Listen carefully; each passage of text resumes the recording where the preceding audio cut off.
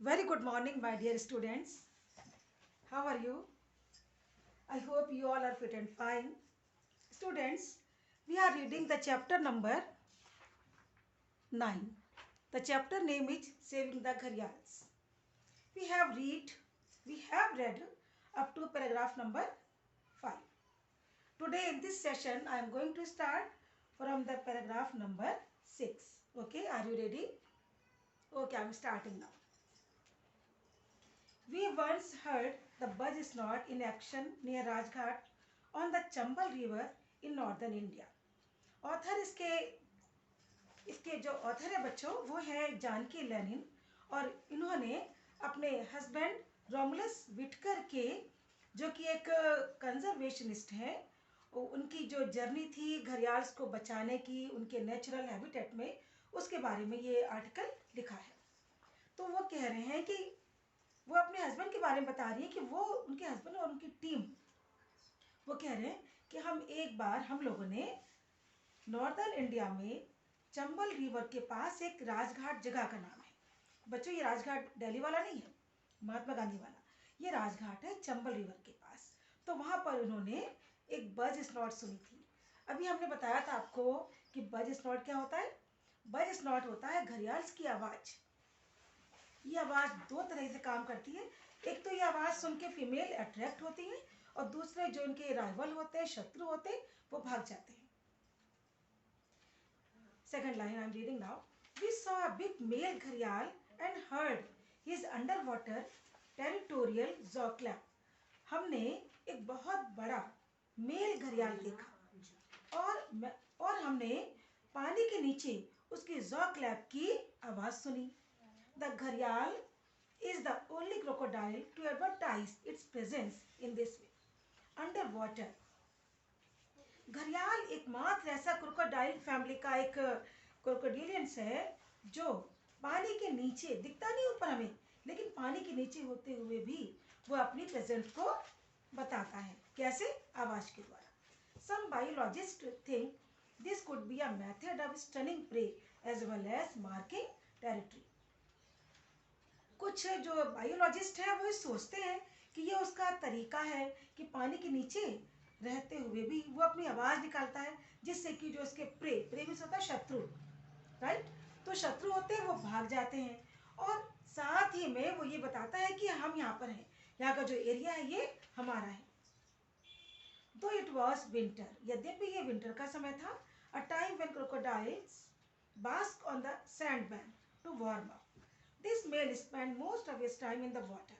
बच्चों जाड़े का समय था, जैसे आजकल जाड़ा चल रहा है, हम सभी चाहते हैं कि धूप में बैठे और जो ग्रैंड पेरेंट्स होंगे आपके वो भी धूप में बैठते होंगे, तो धूप जरूरी भी होती है। तो ये विंटर का समय था। क्रोकोडाइल्स जो होते हैं इस मौसम में ज्यादातर सैंड बैंक पर, यानी कि नदी के किनारे सैंड बैंक यानी कि जो रेत होती है उसमें वो आराम करते हैं, अपने आप को वार्म अप करते हैं और इस तरह से जो मेल होते हैं अपना पूरा। लेकिन ये मेल जो था जिसने आवाज की थी, जॉ क्लैप की थी, ये पानी के अंदर ही था, इसने अपना समय पानी के अंदर ही बिताया था। Alert to any male who might try to take his position. बच्चों इस तरह से वो बज स्नॉट करके दूसरे मेल घड़ियाल्स को वार्निंग दे रहा था कि ये टेरिटरी हमारी है, ये एरिया हमारा है, you can not enter in this area. Now I am starting paragraph number 7. Fight between male gharial involve terrific displays of prowess. देखिएगा ध्यान से। अब क्या होता था कि कभी कभी कोई दूसरा घड़ियाल उनके टेरिटरी में एंटर करता तो एक फाइट, युद्ध शुरू हो जाता था मेल घड़ियाल्स के बीच में, और दोनों ही अपनी शक्ति दिखाते हैं कि वो शक्तिवान है, वो शक्तिवान है। एक जिसका वो एरिया है वो तो वहीं होता, दूसरा उसके एरिया को लेना चाहता, तो दोनों में फाइटिंग होती। A territory holder search forward. अब जिसकी वो टेरिटरी होती थी वो सर्ज मतलब होता, आपने सुना था ना सर्जिकल स्ट्राइक, याद आ रहा है कुछ?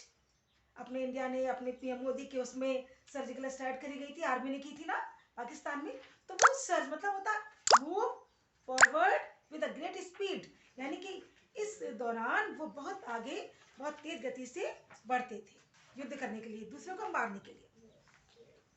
churning the water into froth with his tail.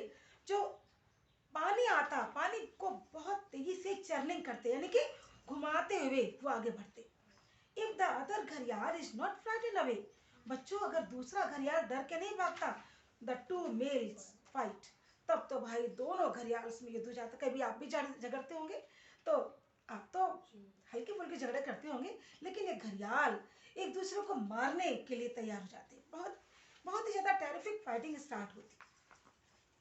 Their slender snout clashed like sword in the air.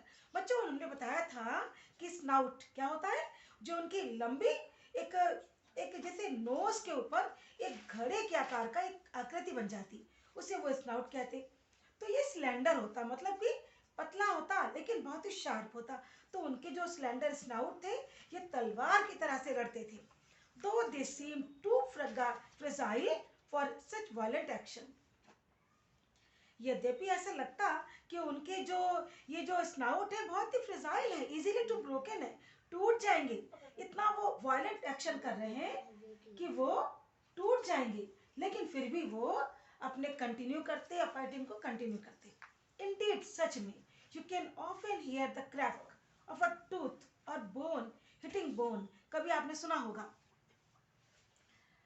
या कभी देखा होगा या किसी ने देखा होगा, आपको बताया होगा इंसिडेंट कि कैसे जैसे कि दांत टूटता है तो आवाज होती, इनकी बोन टूटती तो आवाज होती. इस तरह से वायलेंट के साथ हिंसक होकर के एक दूसरे की हड्डियों को, एक दूसरे की बोन्स को, टीथ को तोड़ देते. इवेंचुअली, बच्चों इवेंचुअली मीन्स क्या होता है, बाय एंड बाय, यानी कि ग्रेजुअली, धीरे धीरे. इवेंचुअली वन घड़ियाल will prevail and the other will retreat. देखा होगा आपने, जब भी कोई युद्ध होता है, झगड़े होते हैं, एक हारता है और एक जीतता है. तो इवेंचुअली इसमें भी क्या होता, एक घड़ियाल जो होता वो जीत जाता और दूसरे घड़ियाल को वापस जाना पड़ता. Okay children, I have read up to paragraph number 7. I think it is over for today. Okay, take care and good bye.